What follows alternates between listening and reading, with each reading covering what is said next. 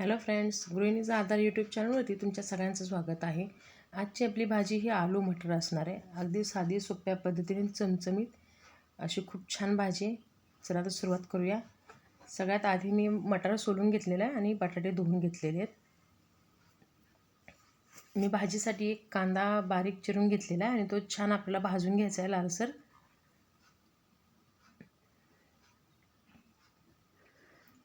कांदा भाजताना आपल्याला तेल टाकायचं नाही आहे, जेणेकरून बिना तेलाचा कांदा हा पटकन भाजला जातो.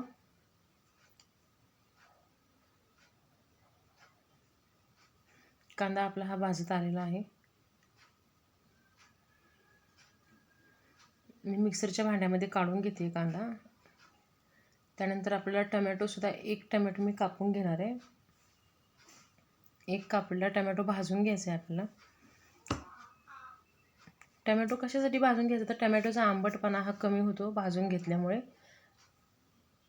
त्याच्यासाठी टमॅटो भाजून घ्यायचा. टमॅटो भाजताना सुद्धा आपल्याला तेल टाकायचं नाही आहे.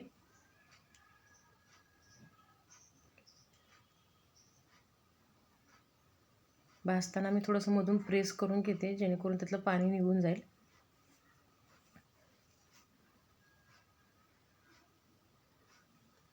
टमॅटो पण आता ऑलमोस्ट आपलं भाजत आलेलं आहे.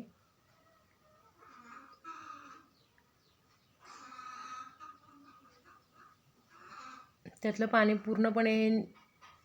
त्यातलं पूर्णपणे काढून टाकायचं आहे आपल्याला भाजून. आता टमॅटो पण आपण काढून घेऊया मिक्सरच्या भांड्यामध्ये. आता भाजीसाठी मसाला तयार करताना मी आलं टाकलेलं आहे, कोथिंबीर टाकलेली आहे आणि हे सगळं आपल्याला मिक्सरच्या जारमधून काढून घ्यायचं आहे. आणि थोडासा आपला काळा मसाला पण मी ॲड केला होता. इकडे वाटत असताना मी कढई पण तापायला ठेवली होती. नंतर नेहमीप्रमाणे आपण जिरी मोहरी घालणार आहोत आणि जे आपण प्युरी तयार केली होती ती घालायची. कांदा आणि टमॅटो हे भाजून घेतल्यामुळे आता मसाला आपल्याला जास्त वेळ नाही भाजायचा. अगदी किंचितशी आपण हळद घालणार आहोत. जास्त नाही हळदीचा वापर करायचा.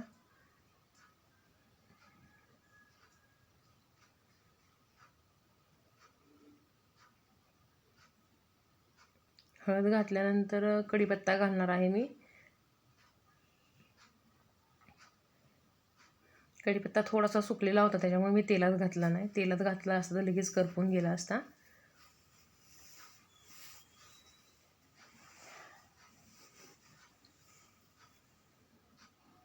बरेच दिवस मध्यंतरी माझे व्हिडिओ नव्हते, अपलोड एकसुद्धा व्हिडिओ झाला नव्हता, म्हणून म्हटलं चला तुमच्यासाठी एखादा व्हिडिओ घेऊन येऊयात. आता ही लाल मिरची पावडर आपण घालायची आहे भाजीमध्ये.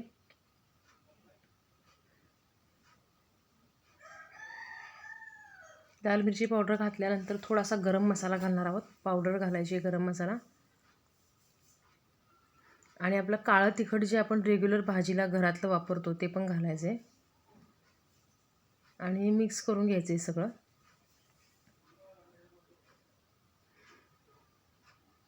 त्यानंतर तेलातच आपण थोडीशी कोथिंबीर घालणार आहोत. थोडीशी वरून पण घालायची आणि भाजी झाल्यानंतर आणि नंतर मग तेलात पण थोडीशी घालायची. आणि आता ह्या स्टेजला आपण आलू मटर जे बाजूला नीट करून ठेवलं होतं ते घालून घ्यायचे. ह्याला पूर्णपणे मसाला लागून द्यायचा आहे, असं एकजीव करायचे.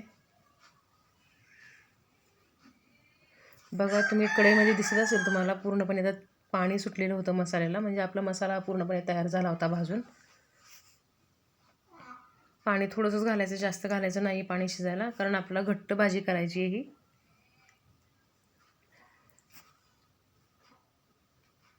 आता थोडीशी कोथिंबीर भरून आणि नंतर मग मीठ आपण घालणार आहोत. चवीनुसार मीठ घालायचे. नक्की भाजी ह्या प्रकारे तुम्ही ट्राय करून बघा, तुम्हाला नक्की आवडेल. भाजी आपली शिजते तोपर्यंत तुम्ही माझ्या चॅनलवरती नवीन असाल तर प्लीज माझ्या चॅनलला सबस्क्राईब करायला विसरू नका आणि बेल आयकॉनवरती क्लिक करायला विसरू नका. भाजीला एक उकळी आल्यानंतर कसुरी मेथी आपण थोडीशी हातावर चुरून घालणार आहोत भाजीमध्ये. आणि थोडंसं अगदी शेवटला शेंगदाण्याचं कूट घालायचं आहे. अगदी थोडंसं 1 चमचा फक्त घालायचं आहे, जास्त नाही. आता भाजी आपली शिजलेली आहे, आपण सर्व करून घेऊया. ग्रेव्ही खूप छान झालेली आहे, एकदम घट्ट. थोडंसं डेकोरेशनसाठी कांदा ठेवते मी या प्रकारे. जर तुम्हाला हा व्हिडिओ आवडला असेल तर लाईक, शेअर, सबस्क्राईब करायला विसरू नका. तोपर्यंत चमचमीत खात राहा आणि गृहिणीचा आधार घेत राहा. धन्यवाद.